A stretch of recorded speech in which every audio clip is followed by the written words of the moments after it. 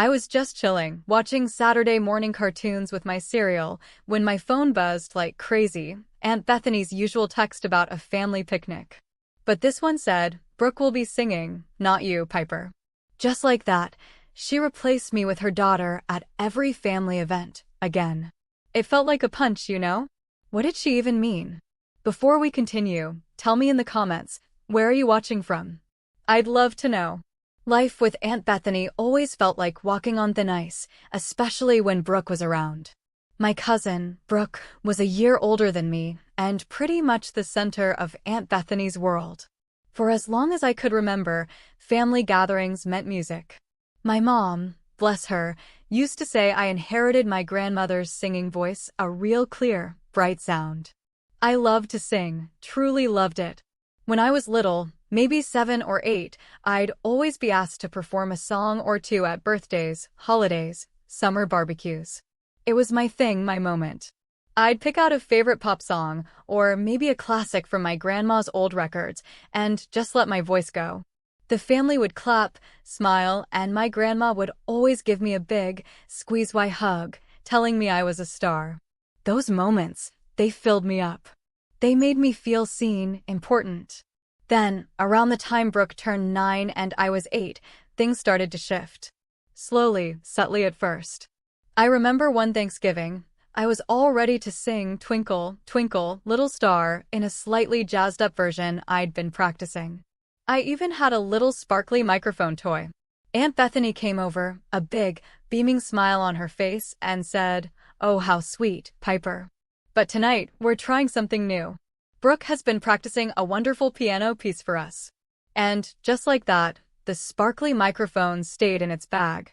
Brooke played a simple tune. Everyone clapped, and I stood there, confused, still holding the empty microphone bag behind my back. That was the first time I felt that weird, twisty feeling in my stomach, like a knot tied too tight. It wasn't just once. It started happening more and more. At Christmas carols, I'd usually lead the singing, but then Aunt Bethany would chime in. "Brooke has such a strong voice. Let her take the lead this year, Piper. You can back her up." Back her up? I was the one who knew all the words, all the harmonies. It felt like I was slowly being nudged out of my own spot. By the time I was 12 and Brooke was 13, it was just understood. Brooke performed. I didn't. She'd sing, sometimes off-key, sometimes forgetting words, but Aunt Bethany would always praise her like she was the next big star. "Such talent, Brooke, darling," she'd gush, while I'd be in the corner, humming the right notes to myself, feeling like I was invisible. It hurt, it really did. But what could I say? I was just a kid. I didn't want to cause a fuss. So I swallowed the hurt and watched. I watched Brooke get all the attention, all the praise, while my voice, the one everyone used to love, went silent at family gatherings. My mom tried to say something once, gently. "Bethany," I heard her whisper to my aunt at a birthday party for Grandma, "Piper's been practicing that new song for weeks." Aunt Bethany just waved her hand, a dismissive flick. "Oh, she'll have her turn, Evelyn. But Brooke really needs to build her confidence, you know? She's so shy." Shy? Brooke?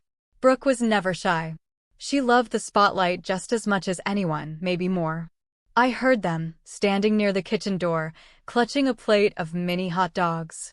It wasn't about shyness. It was about choice. Aunt Bethany chose Brooke every single time. And that choice felt like a message. "You're not good enough, Piper. Your voice isn't needed here."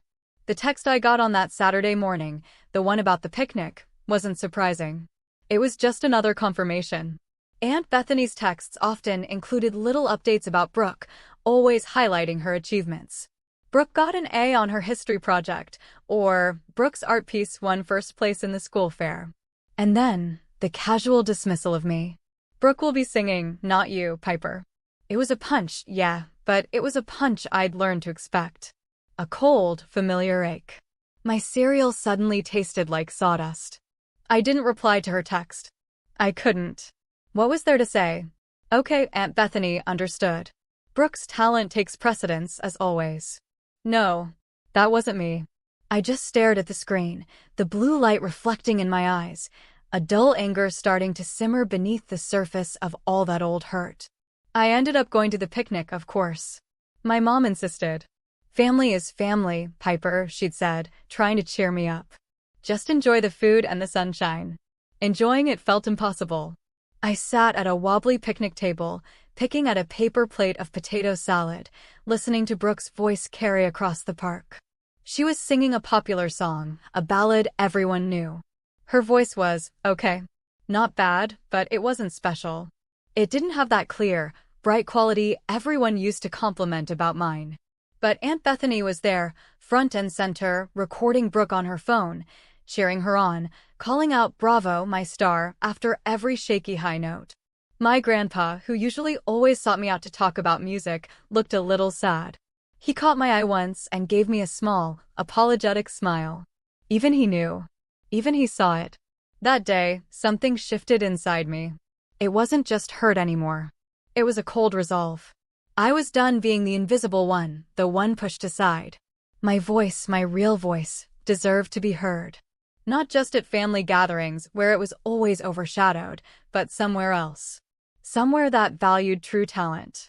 Brooke finished her song, took her bow to Aunt Bethany's overenthusiastic clapping, and came over to the table where I was. "Hey, Piper," she said, a little too brightly. "Did you hear me? I think I hit that high note pretty well, didn't I?" She looked at me, almost challenging me to agree. I looked up from my potato salad. "It was fine, Brooke," I said, my voice flat. Brooke's smile faltered a little. Aunt Bethany, overhearing, swooped in. "Piper, darling, don't be so critical. Brooke worked so hard." She gave me a look that said, "Why can't you just be happy for your cousin?" But I wasn't happy. I was tired. I was tired of being quiet. I was tired of being overlooked. As I walked home that evening, the setting sun painting the sky in fiery oranges and purples, I made a silent promise to myself. I wasn't going to fight Aunt Bethany for a spot at the family barbecue. I was going to find my own stage. A bigger one. And I was going to quietly use my voice in a way they would never see coming. I didn't know how or when or where, but the decision felt like a burning ember in my chest, warm and fiercely alive. The humiliation I'd felt for so long, it was finally fueling something new. Something powerful. I just needed to figure out how to direct it. The quiet part was key. I wouldn't tell anyone, especially not Aunt Bethany. This would be for me. My silent promise to myself felt heavy and exciting all at once. The first step was just to sing, without the pressure of an audience or Aunt Bethany's watchful eye. I started small. My room became my sanctuary. I'd put on headphones, crank up the music, and just sing along, loudly, feeling the notes deep in my chest. I sang until my throat ached, until my voice felt free. I recorded myself on my phone, listening back, cringing at first, then slowly, carefully, starting to hear what everyone else used to hear. That clear, bright sound. It was still there. It just needed polishing, and a lot of courage.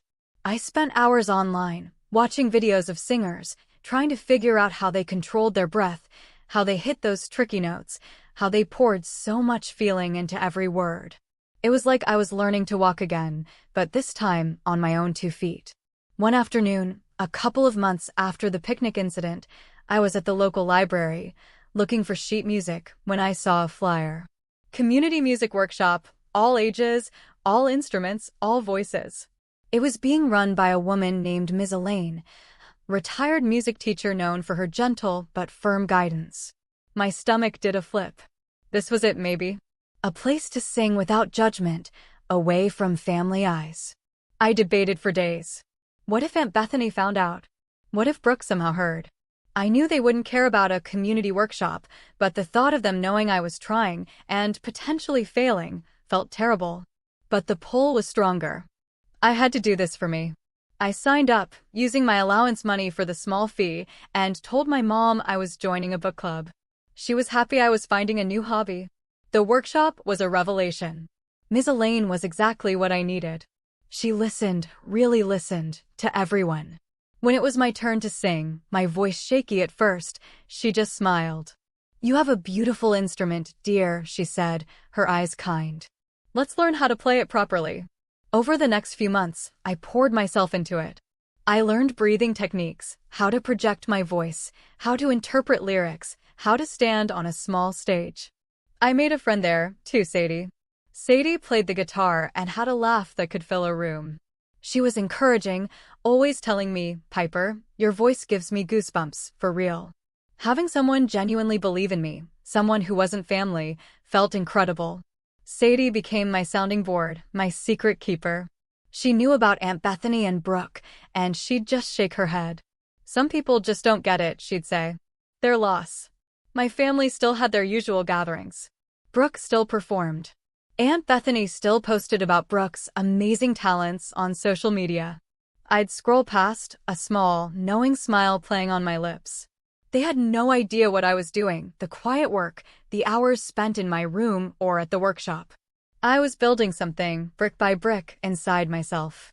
Something they couldn't take away. The humiliation I'd felt before? It was slowly morphing into quiet confidence. I wasn't seeking their approval anymore. I was seeking my own.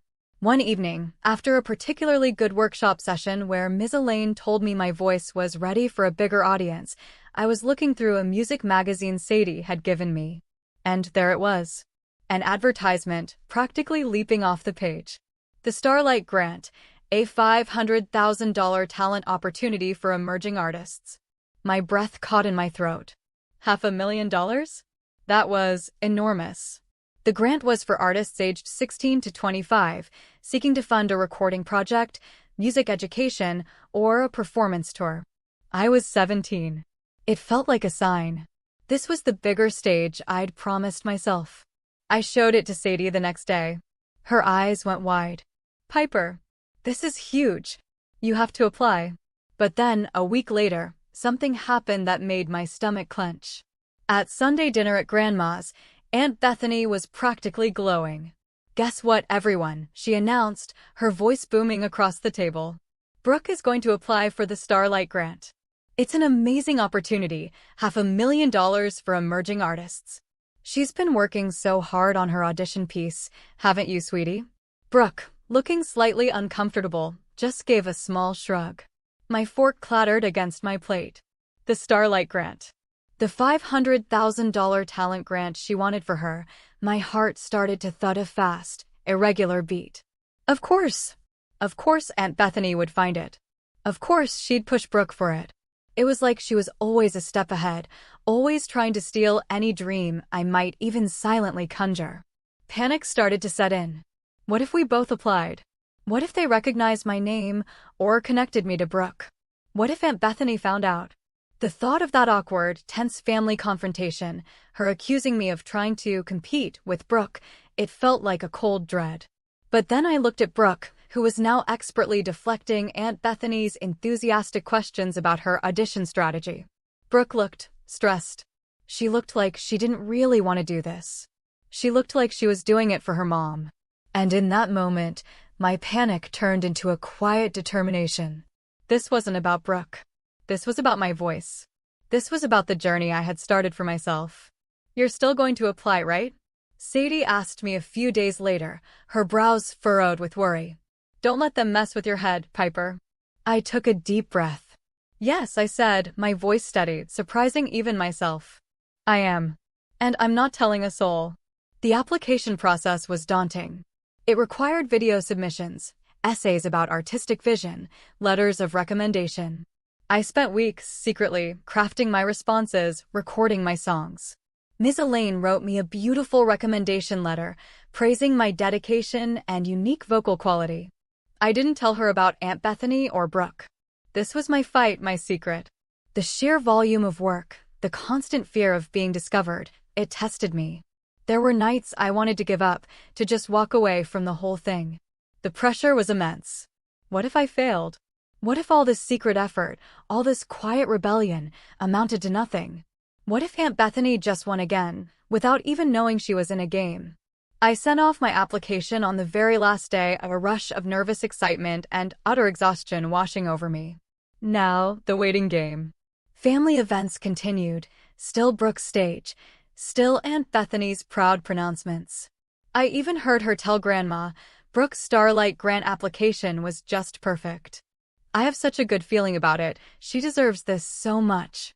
I just smiled, a private, knowing smile. Let them think what they wanted. My journey was my own. My voice was mine. And the quiet little revolution I had started was finally, truly, in motion. The thought of the grant, of what it could mean, made me push through those moments of doubt. It was more than just money, it was validation. It was proof that my voice mattered, even if my own family refused to hear it. The email arrived late on a Tuesday evening, just as I was getting ready for bed. The subject line read, Starlight Grant, semi-finalist notification. My hands trembled so much I almost dropped my phone. Semi-finalist? Me? A rush of adrenaline, cold and sharp, shot through me. I opened the email, my eyes scanning the words, confirming, reconfirming. Yes. My name. Piper. I had made it to the next round. The email instructed me to prepare for a live audition in front of a panel of judges in New York City in 2 weeks. New York City. This was happening. This was real. I practically vibrated with a mix of excitement and sheer terror. I showed Sadie the email first thing the next morning. Her scream was so loud, the librarian actually shushed us. Piper. Oh my gosh. You're actually doing it, she whispered, her eyes shining. The next 2 weeks were a blur of practice, nerves, and secrecy. I told my parents I was going on a school trip with Sadie's family to visit colleges. My mom was a little suspicious, but Sadie's parents were good friends with mine, and they covered for me. It felt wrong to lie, but I knew I couldn't tell my family, not yet. Not before I knew if I had actually achieved something. This wasn't just about the grant anymore. It was about proving something to myself, about standing on my own 2 feet, miles away from the shadow of Aunt Bethany and Brooke. I chose a powerful ballad for my audition, a song that let my voice soar, but also held a quiet, emotional depth. It was a song about finding your own path, about believing in yourself when no one else does. It felt fitting. The day of the audition was a whirlwind. Sadie and I, along with her mom, flew to New York. The city was huge, loud, exhilarating. The audition room was intimidating, with 3 serious-looking judges behind a long table. My legs felt like jelly, my throat dry. But as I walked to the mic, I saw Sadie in the back, giving me a huge thumbs up. I closed my eyes, took a deep breath, and thought of all those quiet hours in my room, all the workshops, all the times I'd been pushed aside. I opened my mouth, and the first note came out, clear and strong. I poured everything into that song, my frustrations, my dreams, my quiet defiance. When I finished, the room was silent for a moment, then one of the judges, a kind-faced woman, smiled. Thank you, Piper, she said. That was truly beautiful. I walked off the stage, my whole body tingling, a hopeful lightness settling in my chest. Then came the agonizing wait. A week went by, then another. My phone became an extension of my hand. I tried to act normal at family dinners, listening to Aunt Bethany talk about Brooks, promising Starlight Grant application, a knowing smirk playing on my face that she fortunately didn't notice. Brooke, to her credit, never seemed as invested in the grant as her mother was. She mostly just seemed relieved when Aunt Bethany stopped pestering her about it. And then, finally, a phone call. It was a number I didn't recognize. I answered, my voice a nervous whisper. Hello. Is this Piper? A warm voice asked. This is Robert from the Starlight Grant Foundation. I'm calling to tell you, you've been selected as this year's recipient of the $500,000 Starlight Grant. The words hit me like a wave.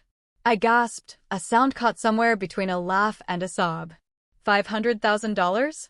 I repeated, my voice cracking. Me? Mr. Robert laughed. Yes, Piper, you. Your talent, your story, your vision. They really resonated with the judges. Congratulations. I hung up the phone, my hand shaking so hard I had to sit down. I had done it. I had won the $500,000 talent grant she wanted for her. All my quiet efforts, all my hidden practice, it had paid off. Big time.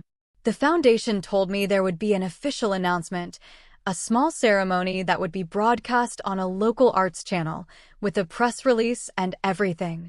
They gave me a date. It was 2 weeks away. I still hadn't told anyone in my family, not even my mom. I wanted it to be a surprise, a big, undeniable splash. Sadie, of course, was ecstatic. We celebrated with ice cream and a terrible movie, just laughing and talking about what I would do with the money. A recording studio? A music school? The possibilities felt endless. The day of the announcement, I sat backstage, my heart doing flip-flops. I could hear the host talking, the lights were bright. My turn. I walked out onto the small stage, a microphone waiting for me. I saw the cameras, the small audience. The host smiled, and now, to accept this year's Starlight Grant, a truly exceptional young artist, Piper. The applause was warm, genuine. I accepted the oversized check, the light glinting off the numbers, $500,000. I felt a surge of pure, unadulterated joy. This was my moment. Then, the host asked me if I had any words, anyone I wanted to thank. I looked into the camera, knowing this would be broadcast. I thought of all those family gatherings, all those years of feeling small and unheard. I thought of Aunt Bethany, pushing Brooke into the spotlight, never giving me a second glance. I thought of that text message, "Brooke will be singing, not you, Piper." A small, mischievous smile touched my lips. "Yes," I said, my voice steady, clear, strong, I do. I paused for a beat, letting the silence hang. First, I want to thank the Starlight Grant Foundation for believing in my voice. And I want to give a special shout out to my Aunt Bethany. The cameras zoomed in. I kept my gaze firm. "Aunt Bethany," I continued, my voice gentle but firm, "for years, you quietly showed me that there wasn't room for my voice at family events. You made sure Brooke always had her chance. And you know what? That motivated me more than you could ever imagine. It pushed me to find my own stage, to discover just how powerful my voice could truly be. So, thank you, Aunt Bethany. Thank you for unknowingly giving me the push I needed." I smiled, a genuine, confident smile. Yesterday, she froze when she saw me on TV thanking her for motivating me. I heard about it later from my mom. Aunt Bethany had been watching TV with Grandma when the broadcast came on. My mom said she just froze. Her jaw dropped, her eyes wide, her face turning pale. She apparently didn't say a word for a full 5 minutes, just stared at the screen, watching me, her overlooked niece, accept a $500,000 grant and then thank her for it. It wasn't mean-spirited, not really. It was just the truth. She had motivated me, just not in the way she ever intended. "Brooke," I heard, just laughed, a genuine, relieved sound. "Good for her, Mom," she'd apparently said. "She really deserves it." My phone started blowing up immediately after the broadcast. Calls, texts, congratulations. My mom was crying happy tears. My grandma called, her voice full of pride, telling me she always knew I had a special voice. The next family gathering was awkward, to say the least. Aunt Bethany avoided my gaze, muttering a quick "Congratulations, Piper," that sounded like it hurt her to say. Brooke, on the other hand, gave me a hug. "I always knew you were amazing, Piper," she whispered. "And, honestly, thank you for taking the pressure off me. I never really wanted that grant anyway." We actually shared a real laugh. My voice, my true voice, had not only won me a grant, but it had also, unexpectedly, cleared the air. I finally felt seen, truly seen, not just for my singing, but for who I was. The money was incredible, a springboard for my dreams, but the feeling of self-worth, of having found my own powerful voice, that was the real prize. The humiliation was long gone, replaced by a deep, quiet strength that no one could ever take away. It felt like a symphony in my soul, finally heard. And that, my friends, is how my aunt's constant replacement of me at every family event led me to find my own stage and ultimately win the Starlight Grant. If you've ever felt overlooked or unheard, know that your voice matters too. You just need to find the right place to use it.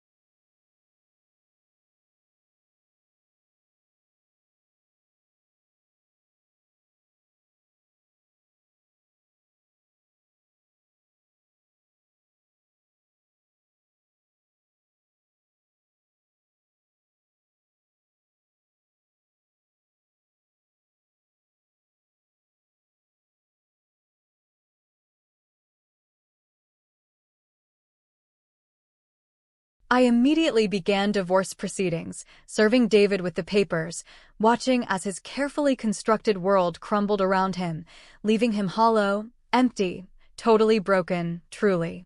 He tried to fight it, to beg, to plead for a second chance, but my heart was cold, hard, unyielding, completely immune to his crocodile tears, his empty promises, his desperate pleas.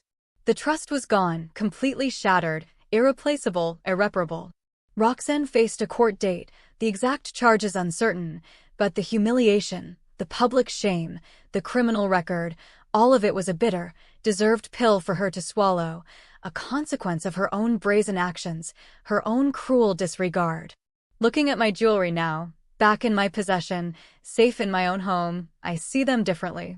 They are still beautiful, still carry memories, but they also represent something new, something profound, my own strength, my own resilience, my own unwavering resolve, my ability to rise from the ashes of betrayal, stronger, wiser, completely. I didn't just get my jewelry back, I reclaimed my life, my dignity, my future. David is out of my life, a bitter, painful chapter closed forever, finally. Roxanne is a distant, unpleasant memory, facing her own legal battles, her own karma, truly. I found peace, a quiet strength within myself, a deep sense of knowing who I am, what I deserve, what I will no longer tolerate. This experience taught me that sometimes the most powerful revenge isn't loud, isn't dramatic, isn't about screaming and shouting, oh no, it's quiet, it's calculated, it's legal, it's about taking back what's yours, about letting justice unfold, about rebuilding your life, piece by painful, beautiful piece. It's about finding your voice, standing your ground, and walking away with your head held high, truly free. So, what did you think of how I handled everything? Did I make the right choices? What would you have done in my shoes? Tell me in the comments. I'd really love to hear your thoughts.